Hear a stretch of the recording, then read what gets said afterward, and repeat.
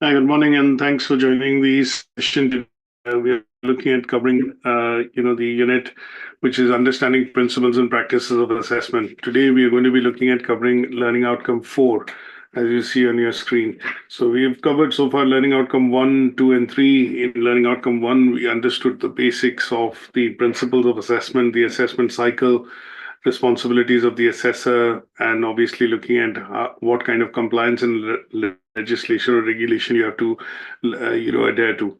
Then in the second one, we looked at the different types of assessment methods. We looked at the formative and summative assessment methods, and within that, we looked at a lot of different other methods which are used to do assessments. There are 16 different types. So in formative, you have quizzes, you have multiple choice questions, short answers. Example of that could be role plays, group discussions. In the summative part, you have reports, assignments, case studies, exams, which generally tend to be the summative assessment methods. In learning outcome 3, we looked at how do we plan assessments. We went into detail of the assessment cycle. We looked at the two models in particular, one, the camera model, and the other VASC or VARCS model, that we understood in the methods of assessment. And the idea was to try and understand how do we look at, planning assessment, in terms of when as assessors or when as tutors, then when we look at, the aspect of the process in terms of starting to do assessment. How do we set assessments? What are the appropriate models for assessment? And then the two, basic models that we looked at in terms of making sure that we adhere to the principles of assessment, which is the VARCS model, which is validity, authenticity, reliability. We looked at, consistency and, sufficiency. Those are the bits that we look at when we design, the assessment methods. Design the assessment, plan the assessment cycle, and then look at the appropriate methods, of assessment suitable for the course for your learners, and essentially, the audience to which you are essentially, delivering in terms of teaching and learning. Now, in learning outcome 4, we are going to be, so one of the things that we looked at in terms of, the other, apart from this VARCS model, we looked at, the camera as a theoretical background. And when we look at the camera technique in particular, the camera technique, or the model that we talk about, which is also used by the IQAs in terms of planning the IQA cycles, is relevant for assessors as well. Is what we look at is when we talk about candidates, assessors, methods of assessment, evidence, and then recording that evidence, and then looking at different assessment sites, or if there are large institutions which could be essentially, having different campuses or different sites, then you look at this particular technique. So camera technique and VARCS model are important when we look at planning assessments. We looked at holistic assessments and how do we minimize risks in terms of planning the assessment cycle. Now, in learning outcome 4, we are going to be focused on understanding who all are going to be involved in the whole process of assessment. So apart from the learners, we look at the various other stakeholders which are involved in, obviously, the planning of the assessment, which is done, say, in a particular organization. So this is the most important part that we need to be able to understand, is that when we do talk about, assessments, and when we do talk about, in general, the planning of assessments that we do, and the whole process which is normally involved in any educational institution, we would generally get to see that we will need to know who are the key stakeholders which are present and should be involved in the whole process of, the assessment cycle, and how the assessments are essentially designed so they are fit for purpose. Now, there are 3 assessment criteria here. One of them talks about explaining the importance of involving the learners, having the buy-in from the learners to be able to, conduct assessments efficiently, and obviously they then have a meaningful outcome. The second part we look at is understanding the information that should be made available to learners and other stakeholders who are involved in the assessment process. So, for outcomes, for example, of the assessment process need to be informed to parents, guardians, or essentially learners. So we look at some examples there. And the last assessment criteria talks about explaining how the assessment arrangements can be adapted to meet individual learner needs. Now, this is where we will look at sometimes when I give an example that how do we adapt assessments, to learn for learners who have certain special requirements or disabilities. Now, in such cases, when we do talk about this, what we look at essentially in that context is that we need to be able to adapt these assessments, which are going to be suitable, for the purposes of the students to which we are essentially, designing and, or probably giving them tasks, and then we need to evaluate at the end of it. And that is why we look at this particular aspect. So let's get into some detailing of it today with regards to the PowerPoint presentation, which I've prepared, and that would essentially go into providing us an opportunity to discuss some of the topics in a bit more detail. Now, before I start, essentially what we want to be able to do is look at, who are the people. So that's the indicative content in today's learning outcome. Now, we want to look at who are the key set of people who are essentially involved in the process of assessment first. That is the bit that we want to, first and foremost understand. So when we look at that as an option, and we look at the whole process through which we generally see that these are the type of people who are basically involved, in the process of assessment. One of the key ones that we talk about is learners. Obviously, you're looking at evaluating the learners and learners' work. So in this case, what we do generally get to see is that there are learners which are going to be involved in the process of assessment. So from the initial stages of, conducting, say, diagnostics, making sure they're eligible to, sit or take a particular program, ascertaining their current skills and knowledge, and then putting together an individual learning plan as we normally would do, which is called the ILP. We would get the learners involved. Now with the ILP, what we do is after that is developed, we basically then discuss that ILP with the concerned learner or the student, get their buy-in for that ILP, and then later on take the outcomes of the ILP, which are activities which require resources, and then that gets onto us helping us to create what is called an assessment plan or an assessment cycle. Now, the other bit that we also want to understand is who are the key people who are involved in the assessment process. Now, if you just think creatively and look at assuming that if I was a student and I'm doing this particular course, and from that particular context, who do you think are the key people who are going to be involved in, say, checking and marking your assignment? So if I just, put on the creative hat and think, there are a couple of people which will come to mind. One obviously would be your teacher or tutor who's essentially teaching you. He or she would be involved in marking your assignment. There could be people who are essentially in administration who basically maybe require, help on the operational side, for example, tracking completions that you're doing or tracking on assignments or sessions that you're attending. There could be people who essentially would be, looking at, confirming your judgment as an assessor. So, for example, if I submit my assignment and I get a pass mark on it, then an internal verifier or a quality person would essentially check and sample that work, and he or she would essentially agree with the grade which has been awarded. Then we look at, if you look at a larger context of beyond the institution where you are studying, then you generally look at that, okay, if there are examinations set for a particular subject area, if I look at, say, for example, people who are taking A-levels or GCSEs, or if you look at people who are doing foundation diplomas, certain qualifications like nursing, teaching, you would generally see that some part of this or law, in this case, some part of the component of the assignment also includes an exam. Now, how is this component or this particular strategy discussed that this particular subject area should have some exams and should have some assessment through the route of case study assignment or a report.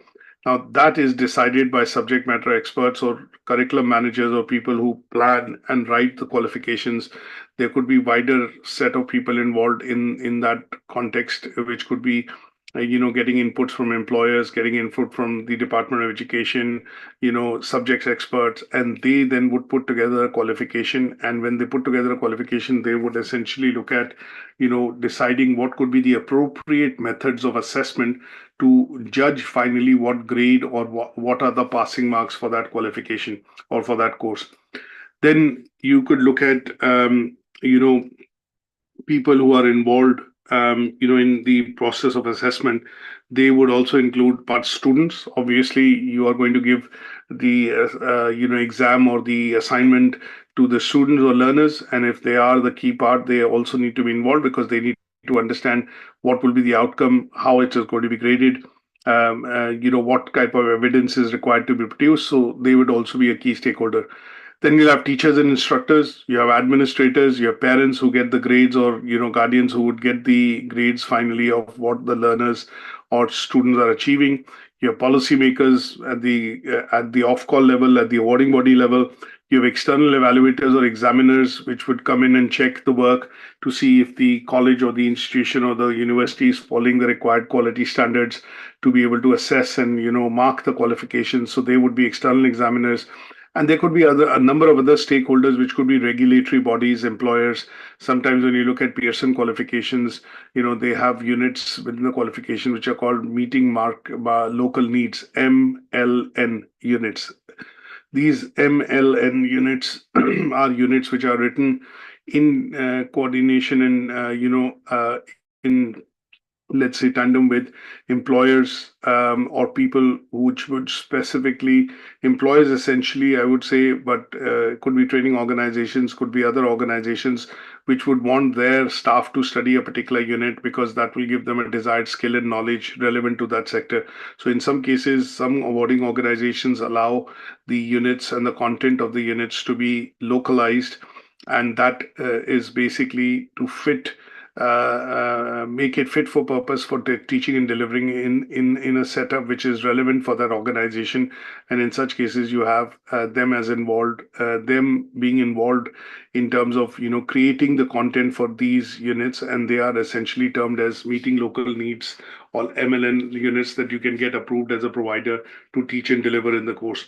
So it is important for us, before we plan assessment, which is the main part of the learning outcome that we want to understand, we need to understand who are the key people involved in the assessment. So apart from students, you have teachers, assessors, IQAs, administrators, to a certain extent, parents and policymakers and subject matter experts who are involved in the process of, I would say, designing and, designing the appropriate assessment methods. Now, when I look at designing of assessment or planning of assessment, they are involved. Now, how do we look at going into detailing of understanding why is it that we need to involve learners and others in the assessment process? Because we want the assessments to be comprehensive, we want them to be fair, we want them to be transparent. And that is what would essentially set it in a light wherein people who are taking a qualification, studying a qualification, say in a sixth form college or a course that you're doing, you would feel confident that the judgment criteria is being used, and the evidence which is required to be produced and how it is going to be marked, is you are going to feel confident that that evidence which is going to be marked is going to be marked fairly. That evidence that you are required to produce is going to be judged by the assessors, and there is some sort of a criteria which will allow it to be assessed according to that criteria, and that assessment of your work or the evidence that you submit, or in some cases portfolio that you submit, is going to be done in a manner which is going to be comprehensive, fair, and transparent. Now, these are the various reasons why we look at designing the assessment, and understanding who are the key people involved in the process of assessment. Now, when we look at other reasons in terms of why this becomes a standard process, is because we need to understand that if we design and look at asking students and learners to produce an output or produce evidence, then that evidence needs to relate to the curriculum or the course that is being taught. It needs to be valid, it needs to be relevant essentially, so that learners who are studying that particular course and then producing an output in terms of evidence is going to be meaningful for them to be able to achieve uh, and gain skills and knowledge. Now, when we look at this aspect, there are certain points that we have to keep in mind is that assessments are designed to ensure that there is learning and learners are motivated to achieve those goals and objectives. We look at the aspect of making sure that the assessments are valid and reliable. That means from time to time you would see colleges, or for example in our case, what we tend to do is we change assignment briefs once in 3 years. This is because we update the content of the qualification to make sure that it is valid, it remains valid from a point of view of the time frame and the market in which it is being delivered. And second is we also ensure that we are able to map some of the requirements into the course and the assessments to make it reliable, to make it current, and to make it sufficient, so that learners, when they study, they are meeting the requirements. And obviously, because of meeting the requirements and objectives, they're able to gain skills and knowledge which they are going to put to work or put to use it at their place of work. Then the reason why we design assessments and update assessments over a point in time is that you want to look at always looking at developing critical thinking and self-reflection skills. So one of the key aspects that we want the assessment processes to follow is that they should be looking at covering the content which is given in the course. They should be relevant to that content, and then they should also be made set in such a way that it promotes critical thinking and the process of problems skills solving at the learner's end. The other reason that we can also look at why assessments have to be designed appropriately to meet the needs of the audience and the learners is to ensure that they are going to promote an environment of collaborative learning, interactivity in terms of collaboration to be able to learn together. And this would mean that in most cases, the assessments, sometimes when you see are designed in assignments, they tend to be PowerPoint presentations or group activities, because that is where the the objective is set, is that the learning should require or it should involve teamwork and communication, and that teamwork and communication can happen with picking up relevant activities which are going to be relevant for that method, or relevant to that particular topic. And that is where the methods of assessments and the picking up of method of assessment is important. So in some cases, you would look at formative and summative assessment. In some cases, you would look at within the formative and summative assessment, relevant activities that are required to be picked up so that it makes it, it makes it relevant for that particular activity to be assessed. Now, if we were looking at, as an example, given an activity that you were studying a course in marketing, and one of the requirements in the course of marketing is to create a marketing plan. Now, this particular plan, that you need to design or create would involve a lot of things. So in such cases, what will happen is the method of assessment could be that it could be designed as a group activity. And then the group activity could have 2, 3, 4, depending on the number of learners in the class in that course. They could be given an activity that, okay, you're going to design the plan. And then within the creation of that business plan or the marketing plan, essentially what learners would do is divide responsibilities amongst themselves. They would do a bit of research to say, I'll cover this field, I'll cover that area, or I'll be looking at presenting this. And that promotes teamwork and collaboration. So in such cases, when the methods of assessment are picked up, the teachers or tutors are required to look into detailing of what would be the most appropriate type, which would help in not just building the understanding, but help the learners gain practical skills and also promote critical thinking. And in such activities, what will happen is that the different types of methods of assessments would be looked at, and why a group activity or a role play would be picked up to present a marketing plan for a company would be because it will involve teamwork, communication, collaboration, interaction, and that would allow the learners to be involved. It will allow them to be motivated, to be able to speak to each other, research, and then put it together to to present it, and towards the end, using a witness statement or an observation record sheet as an assessor, what I will do is note down individual efforts which have been put in and what was the individual delivery by the student, and they would then be accorded, grades or marks in that. So there are other people who are also involved in assessment. And sometimes when we look at other people, we look at talking about assessors, IQAs, we look at other stakeholders, which could be parents, guardians, administrative staff, operational staff involved in the teaching and delivery of qualifications. And in such cases, you would also be looking at them being involved, wherein they look at self-assessment and peer assessment.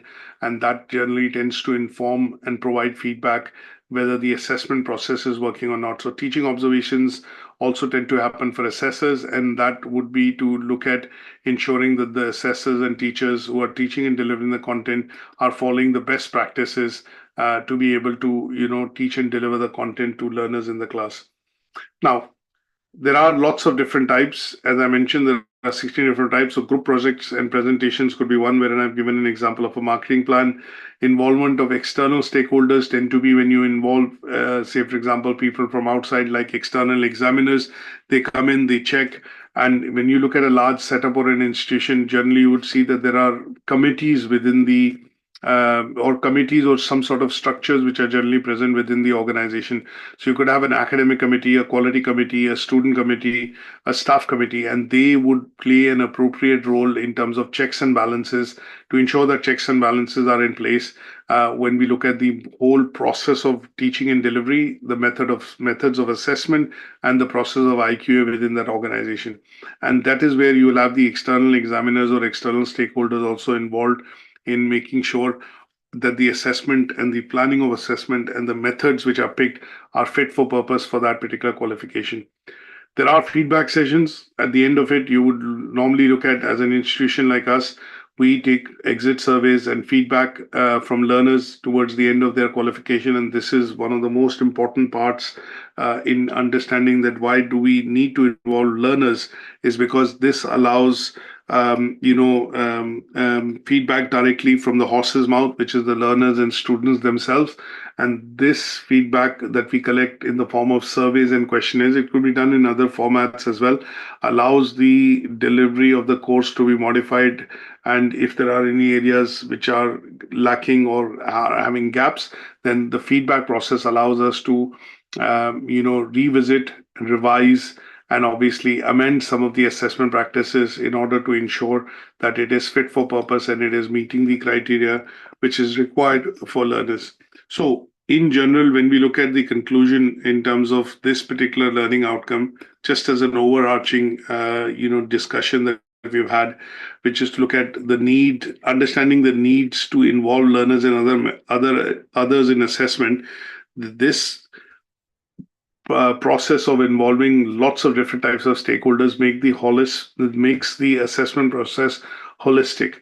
And when you look at the whole process being holistic, what you're looking at essentially in this context is that you're encompassing the key contributors or key people who are going to be involved in the process of marking, checking, and making judgments. They are a part and parcel of this whole process of, assessment cycle, assessment planning during the course of teaching and delivery or teaching and delivering a qualification. So when we talk about the approach that when we look at, the process of holistic planning or holistic assessments, as we say, then what we are looking at is primarily a comprehensive approach wherein we will try and assess a student's learning that will go beyond the traditional methods of assessment. And this would involve lots of different types of stakeholders, which will be, students, parents, or administrators, teachers, assessors, instructors. And that would allow us to measure and evaluate a student's learning, which could happen through personal, social, or also support emotional side of their development when they undertake or study a particular course.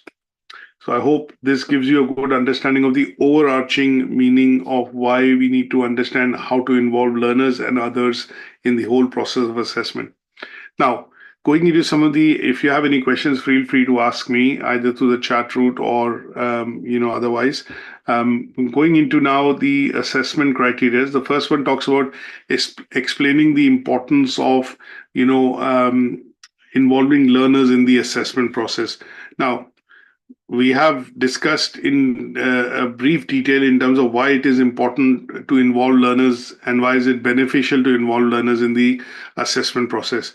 Now, there could be various reasons. Number one that we look at in terms of why do we need to involve learners in the assessment process is that it shows that we are running the process, transparently. The process tends to be, transparent because learners understand what are the requirements from the of the qualification, and in order to pass that qualification or achieve that qualification, they also understand the awarding body or awarding organization guidelines.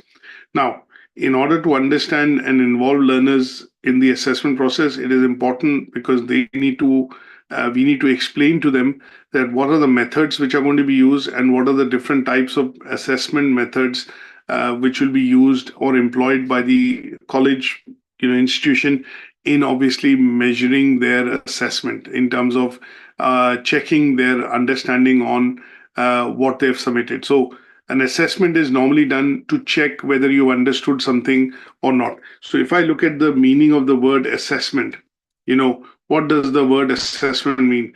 This is a process or action of, of essentially checking somebody's, let's say, ability to understand a particular topic.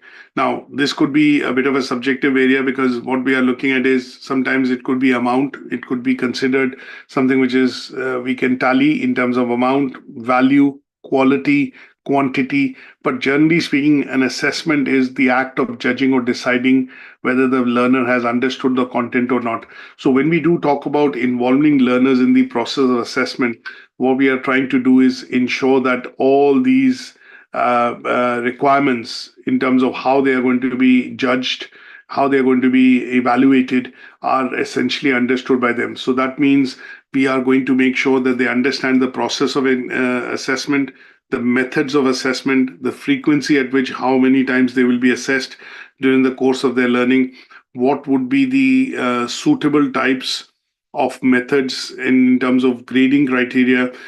So methods you would explain whether it's a case study, assignment, exam, a quiz or a short answer question, but you'll also explain the grading criteria to them. And this would make them more confident that, yes, I'm going to be able to achieve this. And when they have that understanding of the content in terms of how this is going to be applied, then it makes the assessment more transparent. It makes it gets a buy-in from the learners and students. And what you're going to see is that in the whole process, they would be involved, and this involvement will essentially mean that you have a fair and a transparent and a consistent approach to essentially carrying out the methods of assessment. Now, one of the other things that we also look at in this process of involving learners is that we need to understand whether they have any special requirements, whether they would need additional support, and that would be done by ensuring certain points like we need to make sure that the environment and the way in which assessments are carried out, they make them feel secure, they are confident, and if it involves physical resources, then these physical resources are safe for use, and there are no concerns in terms of health and safety or psychological concerns in terms of safety of the student or the individual. The second thing that we could also look at in terms of is access and inclusion. That means you need to design assessments or you involve learners in the assessment is because they need to feel included. Then all the learners involved in the assessment should get equal opportunities to be able to, express and obviously submit the work. In some cases, equal opportunity to be able to, utilize the resources. And then in some cases, you also have choice given to the learners in terms of choosing the methods of assessment. So some degree of choice is possible in some cases when we look at the methods of assessment, and they would essentially be also done from a point of view of explaining to the learners that these are the methods you can look at, or these are the choices that you have in terms of completing this task. Equality and diversity tend to be one of the other bits that, as learners, as teachers, we need to ensure that we are able to essentially make sure that when we pick out examples, or when we set examples from a classroom point of view, and teach and discuss, that we are making sure that we are meeting the Equalities Act, and making sure that our teaching and learning is inclusive. It is ensuring that our teaching and learning is meeting the requirements of all the learners. Now, the assessments are also set in such a way, and we involve learners, is because we want to promote the appropriate behavior. So, in some cases, when we talk about policies like academic misconduct, we talk about policies which include plagiarism. We want to ensure that the learners are aware of these policies, so that when they do submit work for marking and checking or evaluation, in short for assessment, they are taking into account these policies, and accordingly submitting work. Now, there could be a number of other such factors, things like legislative requirements, that some of the assessments, when we do talk about, let's say in synoptic assessments, we talk about tests and things like that. They are time-bound exams, which sometimes learners are required to take, and they are legislative requirements because this is an exam set by an external body. They need to sit the exam, either on a PC, or, for example, do a paper-based exam, but there is an invigilation process which follows, and the time for which this exam happens is fixed, and that is what typically happens for all the learners taking that assessment, and that would be a legislative requirement. Example here would be GCSEs that you sit, or A levels exams that you sit, or solicitor regulatory exams that you sit, or functional skills exam that you sit. They have legislative requirements that the exam is timed for this many. This is the duration of the exam, and you need to sit that exam in an examination center and things like that. Now, there could be concerns in terms of assessment and how you plan and involve learners. Sometimes we have to look at safeguarding concerns. We have to look at health and safety.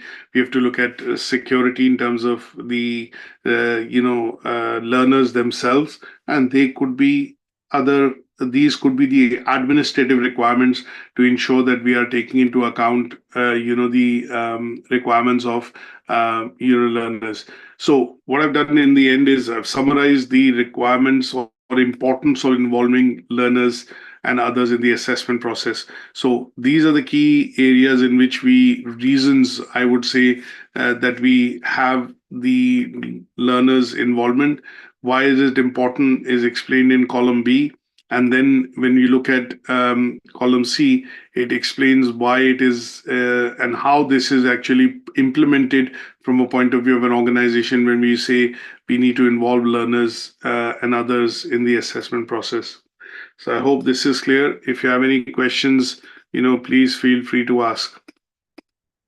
Now, if we go to the second assessment criteria, the second assessment criteria talks about, summarizing the information that should be available to learners who are involved in the whole process of assessment. Now, in the initial, introduction to the learning outcome, I'd explained that why do we need to have stakeholders, and who are the key stakeholders who are involved in the process of assessment. Now, we also talked about very briefly in terms of what could be the information which needs to be made available to the learners to understand and get their buy-in to be involved in doing the assessment. Now, there are a number of points. One is, when we look at, if I am given an assignment, assuming I'm doing this course, and at the end of it, I'm given an assignment to complete for this unit, what I need to know in the assignment is how I'm going to be assessed, what are the tasks which are going to be set, and what learning objectives is the task which is set is helping me achieve. The other bit that I will look at is what could be the method of assessment. What is the evidence which is required to be produced? Am I required to produce a report? Is it going to be a portfolio? Am I required to essentially, give an exam? I would need to know what are the methods and the formats in which I would be required to produce the evidence. Then I would also be required to understand what is the timeline or the due date for that submission.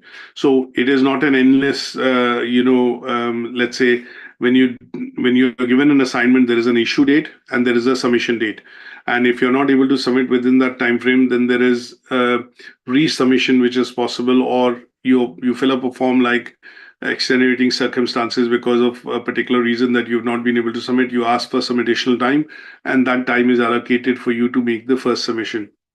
So before you even do the assessment, you are required to understand the method, evidence required to be produced, and then what is the timeline for submission of that assessment. Then we go into understanding bits and pieces like what are the various methods through which the assessment is going to be marked. So and how would I get feedback on it, and what would be any sort of appropriate accommodations, or say, for example, I would say, adjustments done. If I have, say, for example, as an assessor, what I would also need to know is if I have my learners, and out of my set of cohort, that I'm teaching, if I have a particular learner who has special requirements or needs, then in such cases, I need to make sure that the adaptation is available and the learner is aware that, this would be given as additional support or guidance for him or her to be able to achieve that assessment. So in general, when we look at all these policies in particular, some of them would be related to, say, malpractice policy, academic complaints policy, the assessment and grading policy. They would be a part and parcel of, or complaints policy, they would be a part and parcel of the assessment process. And that is why it is important for the learner to be able to understand that this information should be available to the learner even before the assessment process actually starts. So looking at a number of points in terms of why we need to ensure that learners are aware of the information which is going to be required to be produced, and how the assessment process in general would work, is something that we need to make available to learners beforehand. Now, how is this made available? Now, if I show you an example of, say, an assignment brief, and this is just an example of an assignment brief from an understanding that these are bits which the learners need to be aware of when we talk about this particular assessment criteria that summarize the information that should be made available to learners and others involved in the assessment process. So one of the things that we would do in a course like this is, when you have an assignment brief issued, on your screens you see this assignment brief. What you're going to see is the assignment brief is a comprehensive document which tells learners about what is it going to be, what is the assessment process going to be, what is involved, what is required to be produced, what are the guidelines they need to be aware of, and how is the assessment process fulfilling the criteria of achieving the unit. Now, an example in this is there's an introduction given to the learner that they are basically, being given assessment for a unit called business and the business environment. This is one of two assignments that the learners need to do. They know who's the tutor, they know the issue date, they know the submission date, they know the IQA or the IV internal verifier. There's a background given for the assignment. Then there is some journal information given for them to be able to get additional resources if they need so for the purposes of doing the assignment. Then the submission format, which is one of the important bits of information, is also shared with learners, is that what is it that they are required to produce at the end of the assignment as an evidence when they make the submission. So in this case, they are required to produce what is called a fact sheet and organizational flow chart. There is a word limit on the assignment between 1,000 to 2,000 words. They are given information which is related to that, what kind of referencing system is to be followed, which is Harvard referencing system. They are made aware of plagiarism and collusion guidelines. They're given guidance on textbooks, websites, and obviously resources and articles which could be useful for doing the assignment. And then they are also given an indication in terms of what learning outcomes are being hit for this particular assignment. A detailed scenario is given, their role, and then what is required to be produced in the assignment is also very clearly outlined. Then towards the end, you have an assessment grid, which basically tells them that these are the learning outcomes and the assessment criteria which are required to be addressed in the report, which is a fact sheet or an organizational flow diagram with up to 2,000 words as text, which can be produced, would be hitting all these assessment criteria. And towards the end, a general guidance on the assessment process is provided to them, so that they feel confident that what evidence they produce is meeting the requirements and will allow them to achieve the desired grade. Now, this is the bit of information which is required to be given to learners, and the IQA, internal verifier, and the assessors who would essentially be involved in the process of assessment.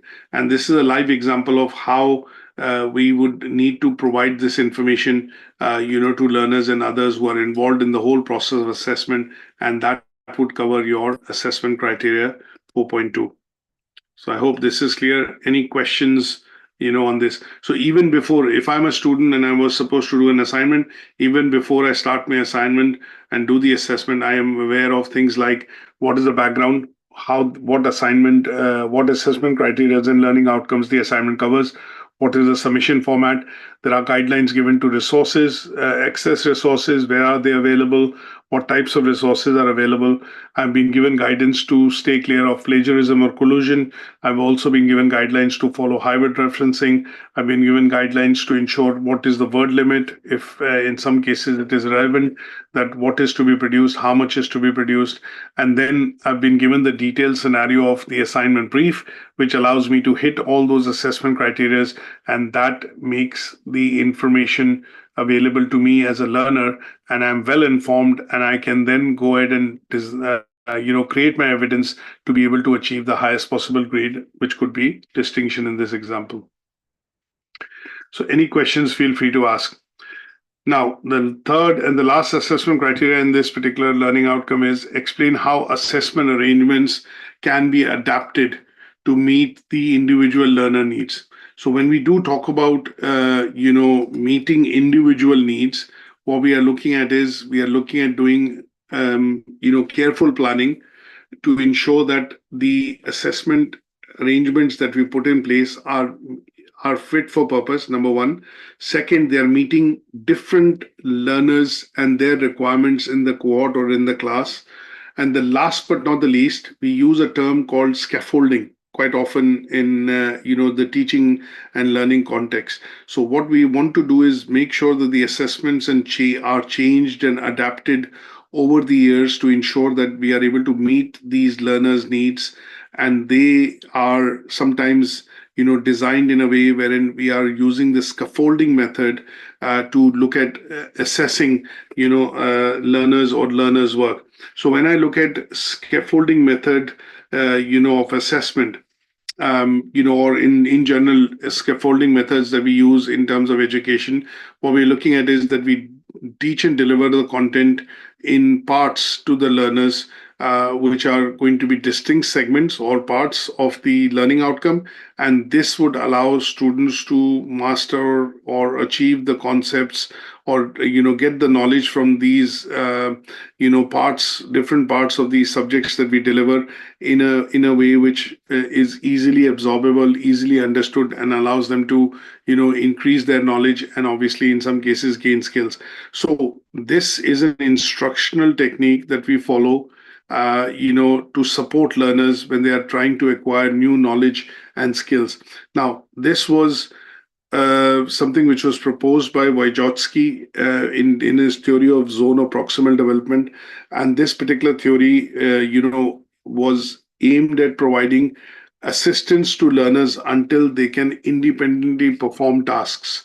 So sometimes you see within classrooms what the teachers do or tutors do, instructors do, lecturers do, is that they teach and deliver the content of a particular learning outcome in parts.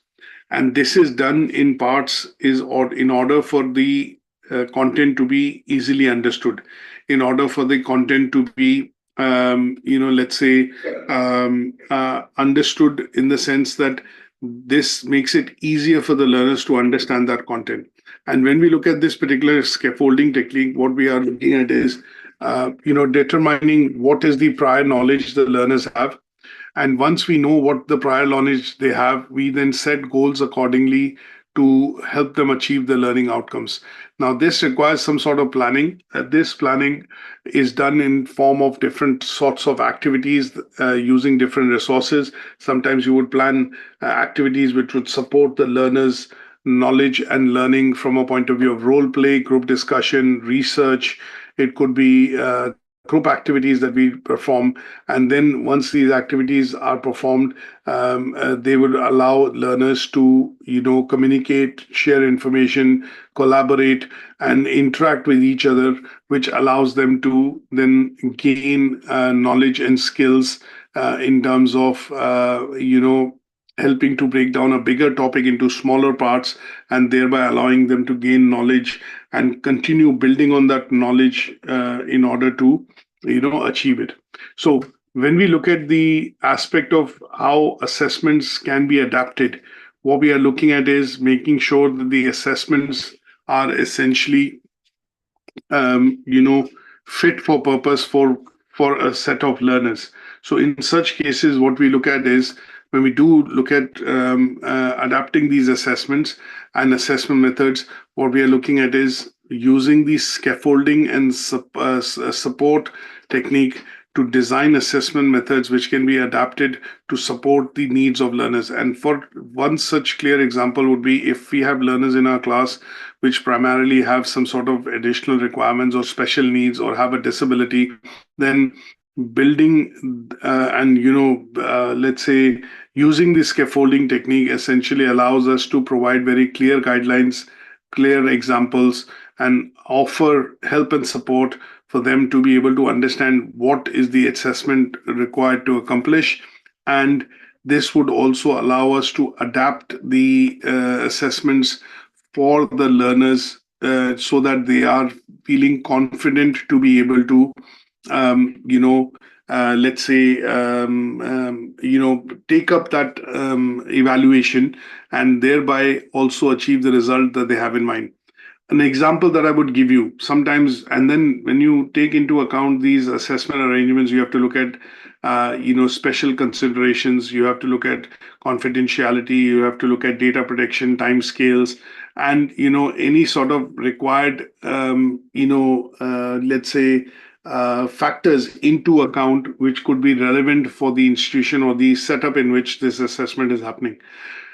Now, if I give you a practical example of how I would adapt this to meet individual needs is, for example, if you have somebody who is dyslexic, just as a consideration, has a special requirement and has dyslexia, then if they are required to sit an exam, then in such cases, what we will do is give learners with that special disability additional time.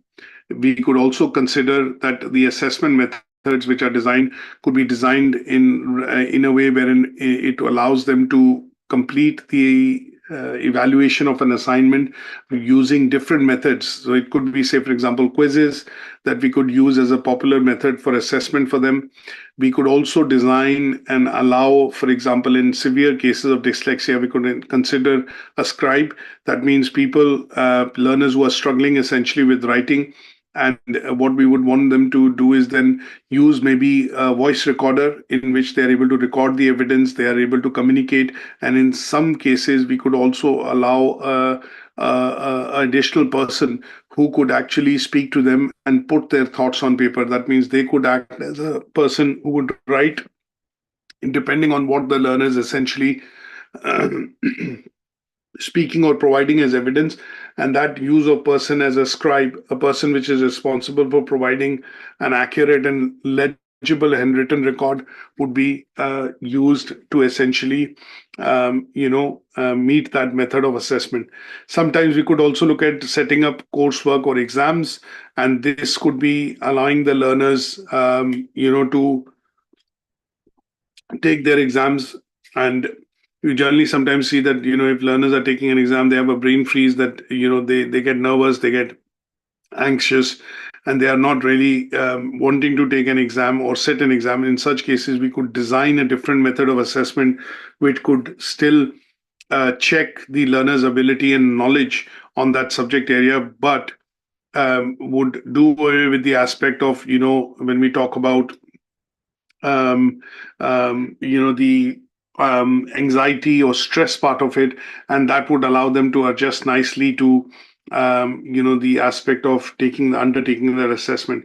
So, in the table that you see on your screen, there's a summary that I've created, which is to primarily give you an example and an idea in terms of how these assessments can be designed to meet the needs of the learners. And in some cases, easier said than done, examples of people with disability, special requirements can be taken into account as an example to, explain this particular assessment criteria. A simple way that we have done sometimes is when you have learners who have to take exams, and if they have, say, for example, a disability, that they have disability in terms of sight or hearing, or disability which could impair them, or essentially discriminate them from not taking the assessment or the exam, then in such cases the assessors and the tutors sit down and decide on the appropriate method of assessment for that learner because of the special considerations.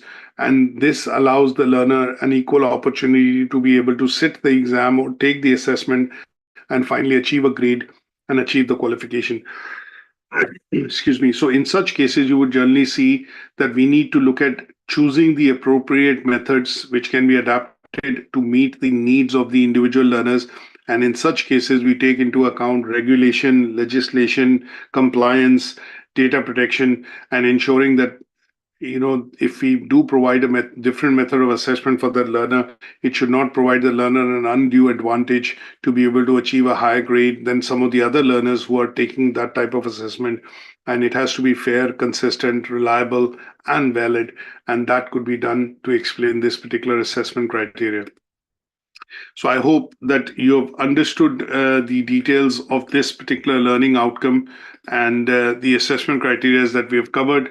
And this helps you in understanding, why do we need to involve learners and others primarily in the process of assessment. Now, two models in particular that I would say you need to be aware of, and we'll be going into the WARC model in the next learning outcome in a bit more detail. I would be uploading additional handouts that you could look at, for the purposes of going into a bit more detail for this assessment, for this learning outcome that we have covered today. And I hope you have found the session to be useful. If you think of any questions at a later stage, feel free to drop me an email at learnerwork@ukversity.co.uk, and I'll come back to you with additional information. And apart from that, thank you so much for joining the session, and I will see you next time where we'll cover Learning Outcome 5. Till then, thanks for watching, and bye for now.